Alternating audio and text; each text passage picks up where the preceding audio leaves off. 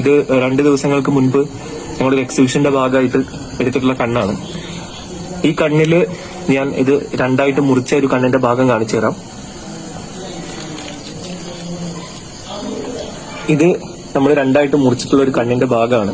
ഇത് കണ്ണിനുള്ളിലെ ലെൻസാണ്. അതായത് നമ്മൾ കാണാൻ സഹായിക്കും. നമ്മുടെ എല്ലാം കണ്ണിനുള്ളിലുണ്ട്. ഇത് പോത്തിന്റെ ഉള്ളിലെ കണ്ണിന്റെ ഉള്ളിലെ ലെൻസാണ്.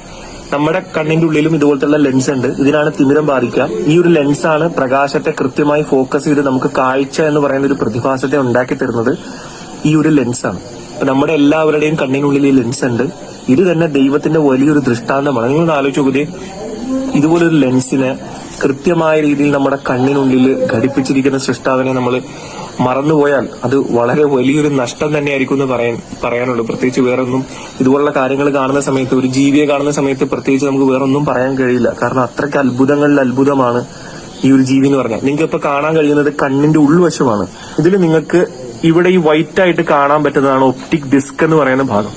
ഈ ഒപ്റ്റിക് ഡിസ്ക് എന്ന് പറഞ്ഞു കഴിഞ്ഞാൽ നമ്മുടെ കണ്ണിൽ നിന്നും തലച്ചോറിലേക്ക് ഞരമ്പുകളെ കൊണ്ടുപോകുന്ന ഭാഗമാണ് ഈ ഒപ്റ്റിക് ഡിസ്ക് എന്ന് പറയുന്ന ഈ ഒരു ഭാഗം ഉള്ളത്. ഇതിന്റെ ഉള്ളിലെ കുറെ ഭാഗം പോയിട്ടുണ്ട്.